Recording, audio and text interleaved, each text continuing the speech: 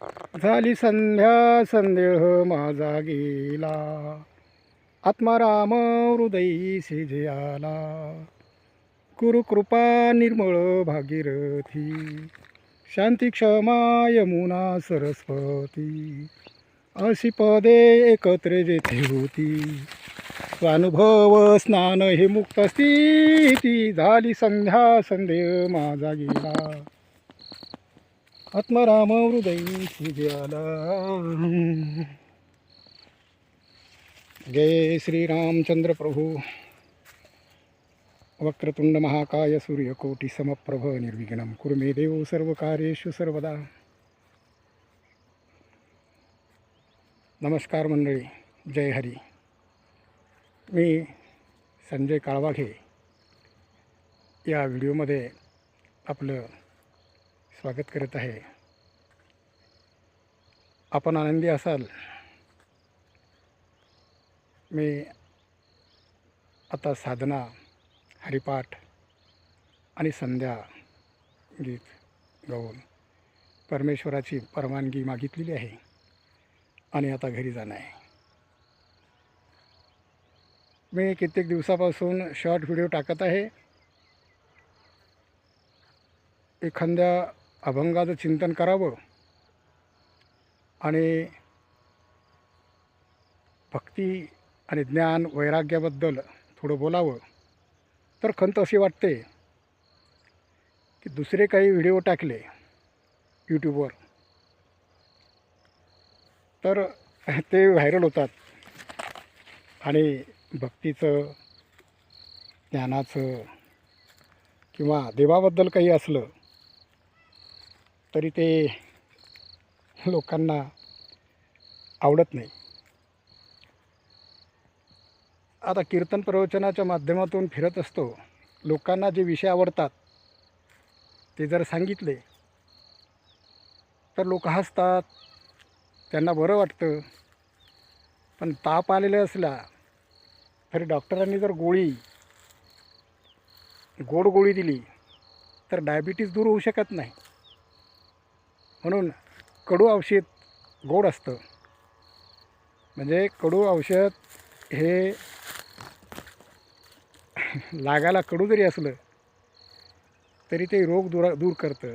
आणि गोड औषध जर असलं, गोड जर पथ्य पाळावे लागतात.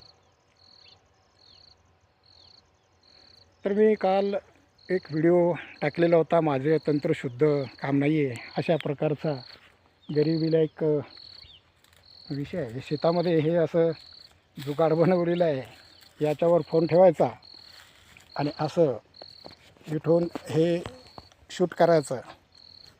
त्यामुळं मला तंत्रशुद्ध माहिती नसल्यानं व्हिडिओ तिरपे तारपे होतात. कधीकधी अपलोड करताना काही चुका होतात. त्यामुळं माझे व्हिडिओ व्हायरल होत नाहीत. एकाने व्हिडिओ काढले आणि दुसऱ्याने टाकले कीर्तनामध्ये आम्ही आमच्या नादामध्ये असतो. आणि एकाने व्हिडिओ टाकले आणि तसेच मी ते यूट्यूबवर टाकले. त्यातलं काही एडिटिंग वगैरे केले नाही. त्यामुळं माझे व्हिडिओ लाईक येत नाही. पण मी सहजच मुलगी स्टुडिओवर चढवली, तिच्याशी संवाद साधत होतो नैसर्गिक.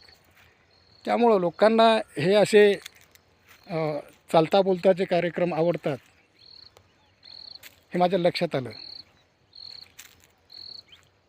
मित्र, अनेक साधू संतांनी अलीकडच्या बोलताना वेगळं आणि वागताना वेगळं असा प्रकार धरलेला आहे. आणि बोलण्यात आणि करण्यात वेगळं पडल्यानं त्यांची फजिती होते. सकाळी एक व्हिडिओ अपलोड केला आणि त्यात सांगितलं की जर बोले तैसा चाले त्याची वंदावी पाऊले. कित्येक महाराजांनी ध्यान साधना करण्यासाठी एकाग्र होण्याचे उपाय सांगितले आणि शेवटी काही जलात गेले. आणि मराठी संत साधू संत व्यवहार करून संसार करून सार करणारे होते. प्रत्येकाच्या घरी शेती, काही व्यवसाय, आणि ते व्यवसाय करून कामामध्ये काम, काही म्हणा राम राम, असा प्रकार पूर्वी होता.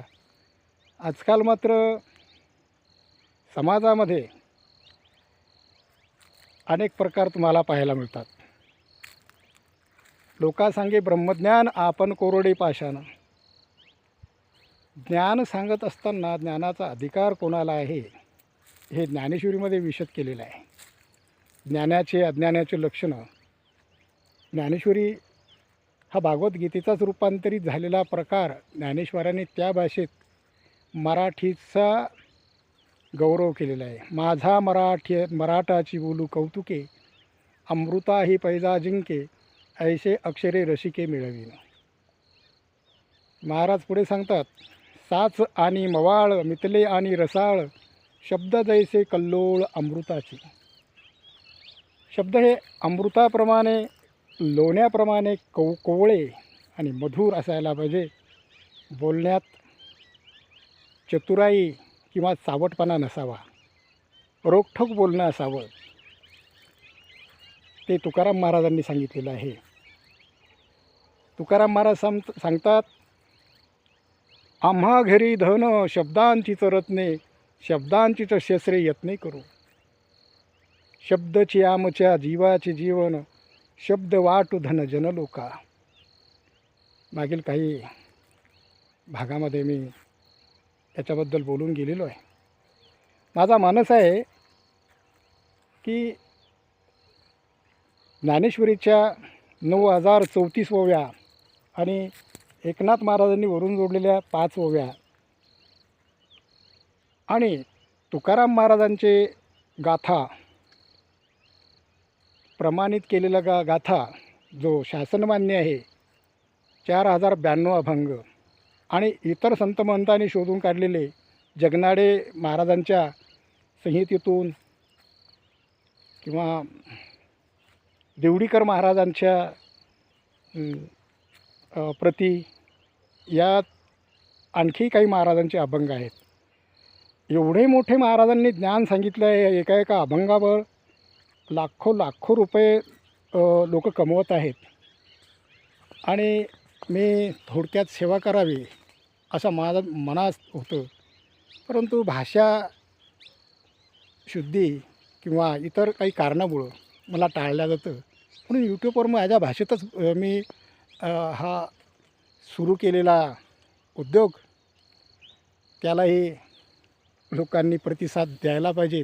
तेवढा मिळाला नाही. 1000-12,000च्या वर आलेले नाहीत. असं वाटतं जे लोक वाईट विचारांचा प्रचार करतात, वाईट गोष्टी करण्यासाठी खूप लोक प्रोत्साहन देतात. अश्लील व्हिडिओ, अश्लील चाळे करणारे, किंवा सहज कोणी मेथीची भाजी करतं, कोणी कांद्याची भाजी करतं, त्यांचे व्हिडिओला खूप लाईक असतात. ठीक आहे, कला अवगत करण्याच्या उद्देशाने त्यांनी बनवलं, त्यांच्याबद्दल आपल्याला घृणा करण्याची काही गरज नाही. परंतु लौकिक विषयात लोकांना जास्त आनंद आहे. दुसऱ्याच्या विषयामध्ये कसं झालं असावं, काय झालं असावं, असे प्रकार आवडतात. आता यूट्यूब हे एक मशीन आहे आणि त्याला फक्त लोकांना काय आवडतं ते द्यायचं आहे. लोकांना जे आवडतं ते देईल, पण विषय एखादा बोलण्यात पटायत असतो, पण वागण्यात मात्र कुचराई असते. वागण्यात त्याचं वेगळं काम असतं. जो भोळी भावना ठेवून भगवंताचं नामचिंतन करतो तो मागं राहतो, आणि ज्यांना योग्यता, मोठे बोलण्याचं ट्रेनिंग असतं, असे लोक पुढं जातात. म्हणून मी ठरवलं की आपण बोलून पाहिलं पाहिजे. आणि आपल्या शिबिरामध्ये आलो, आपण मला सहकार्य कराल ही अपेक्षा, आणि आज थांबतो. जय हरी, जय शिवाजी महाराज.